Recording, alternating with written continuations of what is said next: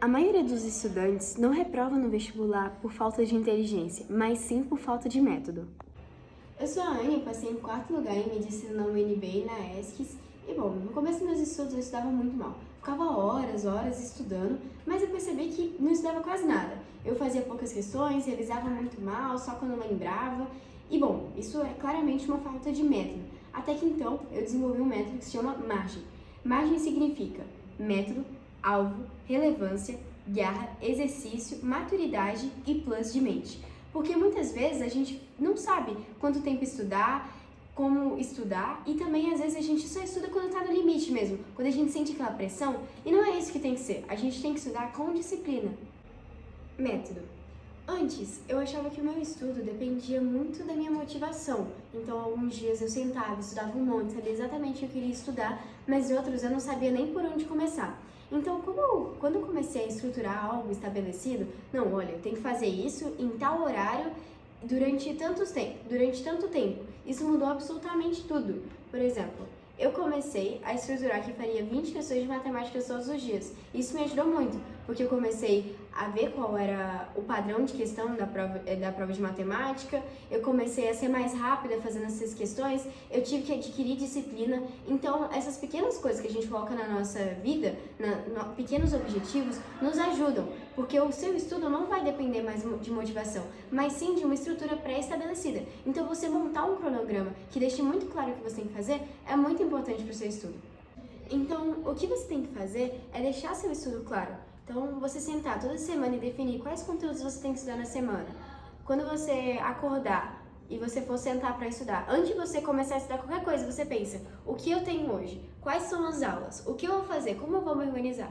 Porque assim, você não perde tempo pensando depois o que você vai fazer, você entra em desespero. Não, você já tem algo claro, que tá ali, tá escrito, você só tem que cumprir.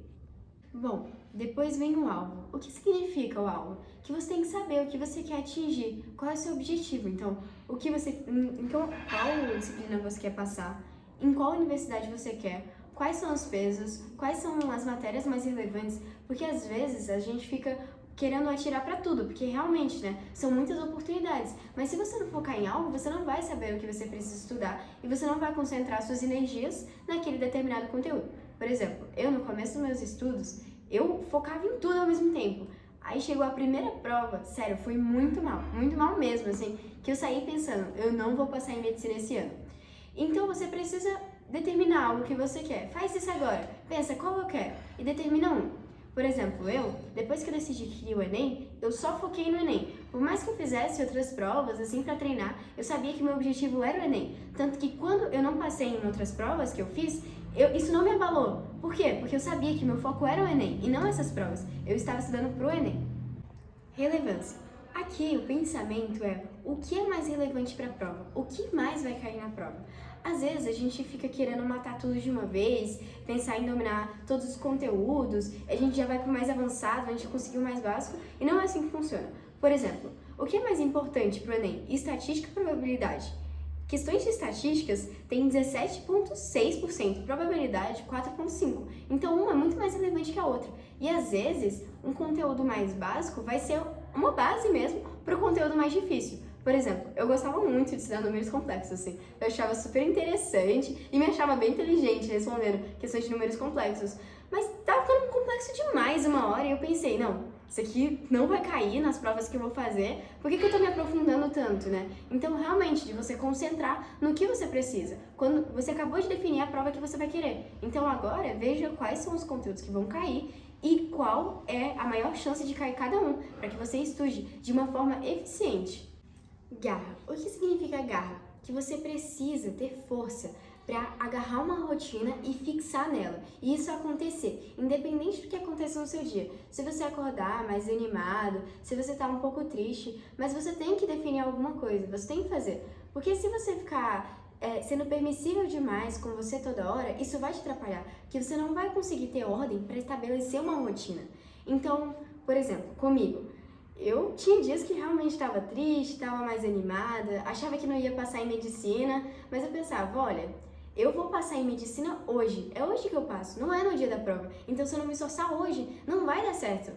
Então, eu defini, olha, pelo menos eu vou fazer aqui 20 questões de matemática e 30 questões de português. O resto do dia eu posso ficar fazendo outras coisas para descansar a mente. Então, você define o que você quer fazer todos os dias e já define. Quando um dia eu estiver mais animada, eu vou fazer o quê? Eu defino algo. Exercício. O que significa o exercício? Que você tem que fazer muitas questões, isso é um fato. Mas mais importante do que fazer as questões é você corrigir as questões. E você não só corrigir vendo, não, beleza, isso aqui realmente, né, errei e tal, vou passar para a próxima. Não, você tem que ver o que você errou e anotar. E então você vai detectar padrões de erro.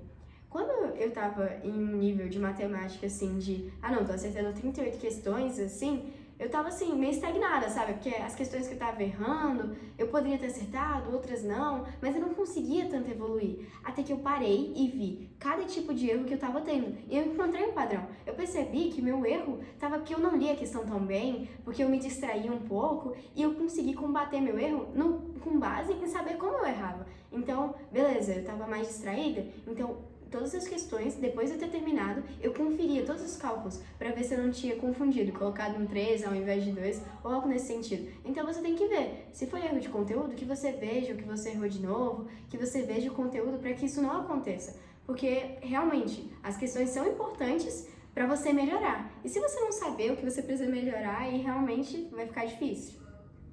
Maturidade. A maturidade vem de você saber exatamente onde você está e quais são os seus maiores impedimentos. Então, você tem a humildade de falar, olha, isso aqui eu não sei, vou ter que voltar do básico. Isso às vezes pode ser difícil, porque tem um pouco do orgulho, tem um pouco do se sentir atrasado. Então, tem dois cenários principais. O primeiro é que você reconhece que não tem uma base e que você tem que começar do início mesmo. E o segundo é que você já tem uma base, mas ela não é muito sólida.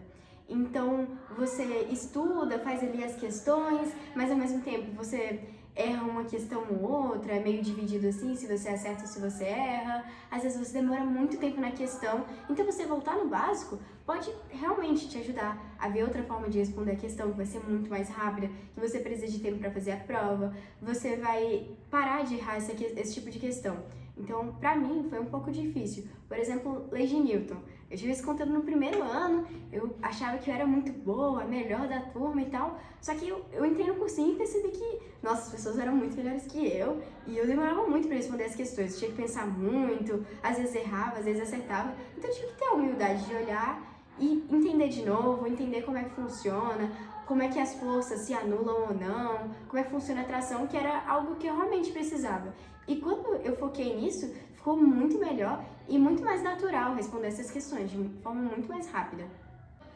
E tem o plus, que é a mente. Então, você é um ser humano, você não é uma máquina. Você precisa de outras pessoas, você precisa estar bem com o seu rede de apoio, com o seu convívio, você precisa dormir bem, beber água, fazer atividade física. Você tem uma máquina, precisa recarregar, quem dirá você? Então, você tem que saber que você precisa de um momento de lazer, que você só vai estudar bem mesmo quando você está descansado, você vai conseguir ler algo. Que se não for assim, você vai estar muito cansado sempre e não vai render da forma que poderia. Então, uma coisa boa que você tem que fazer é focar nisso, sabe?